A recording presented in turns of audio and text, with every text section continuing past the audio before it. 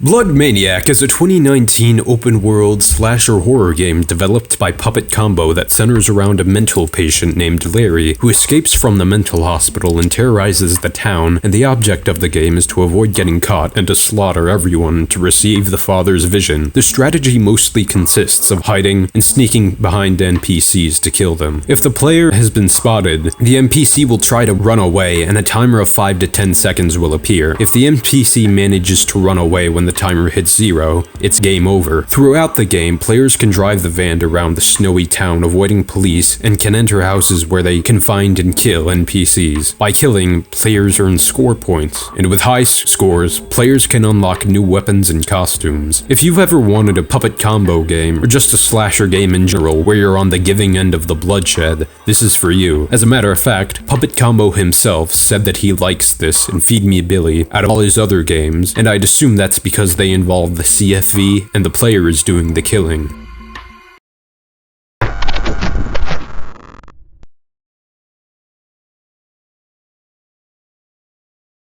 On Thanksgiving Eve, Larry, who's a patient in a mental hospital, hides out in a closet, so make your coming out of the closet jokes now, and once the nurse says it's bedtime, he stabs everyone in the room and proceeds to roam around the hospital's corridors, stealthily stabbing anyone he can sneak up on. I've heard of backstabbing, but this is ridiculous. Larry's prey can be found mostly roaming in the hallways and in rooms. After Larry completes his task, text saying, "Level complete, everybody killed," will pop up on screen and he's then able to exit the facility. Jeez, even with everybody killed, this facility that houses people who need medical treatment and are possibly dangerous has the worst security and weakest barriers. The fact that such inadequacy let Larry get out is gonna make people a lot less thankful for what they have. Ironic. Larry is then able to roam the world freely, which is unique for a Puppet Combo game. Some locations aren't accessible, however, with enough searching, he can stumble upon a convenience store, which has its own NPCs the player is assigned to kill. Larry can go through the back and work his way up to the front of the store after killing Santa and then the cashiers from there. After the level is completed, Larry changes into a miner's outfit with a baby mask and steals a white van. How appropriate. He can use to drive around the location seemingly drunkenly in order to kill more quickly, although the people partying seem to be so much more shit-faced than him. He can also collect dolls while he's at it. That's a thing. Anyway, he can also enter a ridiculously unsecured house, which is the final and most difficult level of the game, because the halls are short and the corners are tight, making hiding much harder. Either way, if it's that easy to get in, we'd still squat there. Anyway, after he goes full Gordon Ramsay on everybody in the house, he can come across a dog in a specific room that says, quote, "Good job, Larry, but you know your work is never done. More must die," unquote. This is most likely an entity controlled by the CFV, or Larry is hallucinating. So now that we know the extent of Larry's actions and the course of events throughout the game, what could he be guilty of?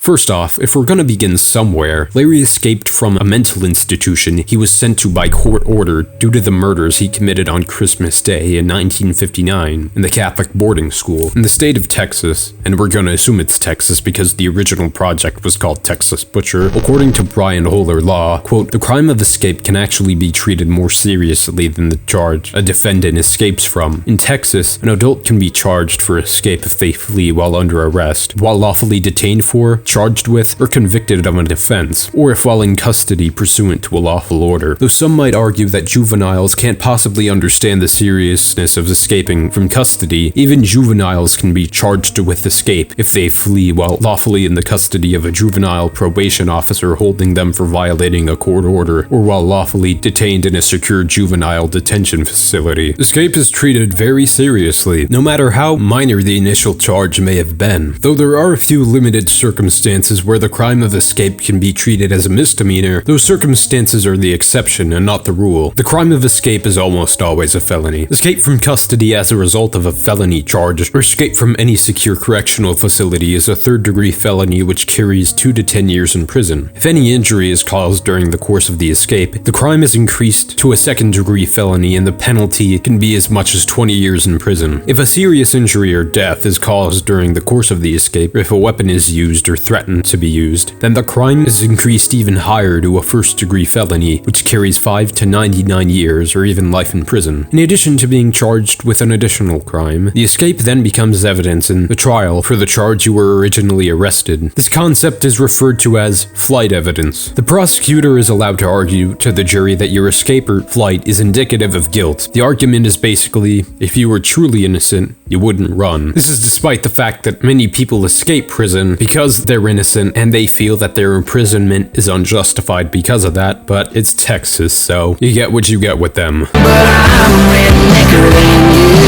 Though the defense can try to counter that argument, it's an argument that most juries find rather persuasive, so at the very minimum, that's 5 years in prison Larry would have to face in a criminal court. In addition to breaking out of prison and the previous murders, there's also property theft. According to Texas defense lawyer, if you steal an asset of $20,000 or more but less than $100,000, that's a third-degree felony and the penalty is 2 to 10 years in state prison and or a fine of no more than $10,000. We're gonna go ahead and assume that this convenience store got this van at a discount and that it costs less than 6 figures, so that's 2 years onto his sentence, the very minimum. Moreover, according to Kingwood criminal defense lawyers, if you intentionally enter a property with a posted no trespassing sign, or one that is designated as private property or is fenced in, or in some way clearly meant to exclude intruders, chances are you have committed the crime of criminal trespass. Property rights are almost sacred in Texas, and this includes the right to keep the uninvited or unauthorized off private property. Texas Penal Code 30.05 states that a person commits an offense if he enters or remains on or in property, including an aircraft or other vehicle of another without effective consent, or he enters or remains in a building of another without effective consent and he or she had noticed that the entry was forbidden or received notice to depart but failed to do so. Notice includes oral written communication by the owner or someone with apparent authority to act for the owner, fencing or other closure obviously designed to exclude intruders or to contain livestock, a sign or signs posted on the property or at the entrance of the building reasonably likely to come to the attention of intruders indicating that entry is forbidden, the placement of identifying purple paint marks on trees or posts on the property. The marks must be at least 1 inch wide and 8 inches long, placed between 3 and 5 feet from the ground. In forested land, marks must be made no less than every 100 feet. On non-forested land, marks must be made no less than every 1,000 feet. In addition to private property such as residence, business, ranch, or agricultural land, this includes government property that does not allow unauthorized access, and fenced-in or otherwise blocked areas at power stations, freight transportation facilities, refineries, or chemical manufacturing plants, among others. Firefighters and emergency medical technicians are not trespassing if, quote, acting in the lawful discharge of an official duty under exigent circumstances, unquote. Agents or employees of utility companies are not considered trespassers if they were, quote, employed by or acting as an agent for an entity that had, or that the person had reasonably believed had, effective consent or authorization provided by law to enter the property, and performing a duty within the scope of that employment or agency, unquote. What do the punishments include? Criminal trespassing is a misdemeanor crime. In most cases, it is a Class B misdemeanor, punishable by fines of up to $2,000 and a jail sentence of up to 180 days. It becomes a Class A misdemeanor if the defendant was carrying a gun or deadly weapon at the time, or if there are prior criminal trespass convictions. Class A misdemeanors carry fines of up to $4,000 and jail time of up to 1 year. A whole Thanksgiving and Christmas he can't spend killing people unless the prison he's in has the same security levels that the mental hospital does. And last but certainly not least, because it's actually the most in terms of the type of crime he's committed, murder. According to TexasCrimeLaw.com, if you are charged with taking the life of another human being, the stakes do not get higher. These cases carry harsh penalties and the government is asking for the maximum punishment. In Texas, of course, capital murder can be punished by death or a capital life sentence, which is life without parole. Murder is a first-degree felony, punished by 5 to 99 years, or life in prison and a fine to not exceed $10,000. You cannot get probation for murder after being convicted, so at the legal minimum, that's 5 years for everyone he's killed. At this point in his trial, Larry has multiple lifetimes over to serve serve in prison, granted that he can't just walk out, but there's definitely a way he could avoid going to prison and avoid the death penalty because it's where he started. In a mental hospital for the criminally insane, Larry exhibits what are blatant signs of schizophrenia throughout Blood Maniac, and if you want to consider it canon to this mythos, Christmas Massacre. In the former, Larry witnesses a talking dog telling him to kill more, and it's ambiguous as to whether the dog is possessed by a supernatural force or Larry's just hallucinating, much like Billy. As a matter of fact, the CFE may enlist people with disorders that are known to produce bizarre hallucinations, so when their members actually go on trial, it can avoid the death penalty and possibly be cured, quote-unquote, and let out if professionals see fit. As of now, we have no way of knowing as to whether Larry's problems are causing the murders, even if he has any, knowing the CFE, or not knowing enough about the CFE, depends on your philosophy. We have no idea what kind of technology they possess. As a matter of fact, they probably get those creatures from Area 51, and the DOD needs to tell us the truth. Where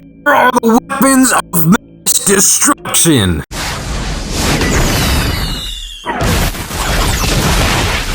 Anyway, if a criminal court is of the opinion Larry is suffering from a mental illness that caused these crimes, he could have a chance at getting out of the system with little repercussions. He'll most likely still be held in a rehabilitative facility because he's been there before unless he escapes. Again, still, I can't believe how weak their security is. Either way, his sentencing would most likely go like this. We, the jury, find Larry not guilty of these crimes by reason of insanity and sentence him to an indefinite amount of time in a mental hospital with stricter security. Hopefully he gets a lot less doughy while he's in there. I mean, Christ, he's only in his early 30s, right? Anyway, we don't care, do what you want. Alternatively, the jury could legally do this. We, the jury, find Larry not guilty. Case closed. Thanks for watching. Bye.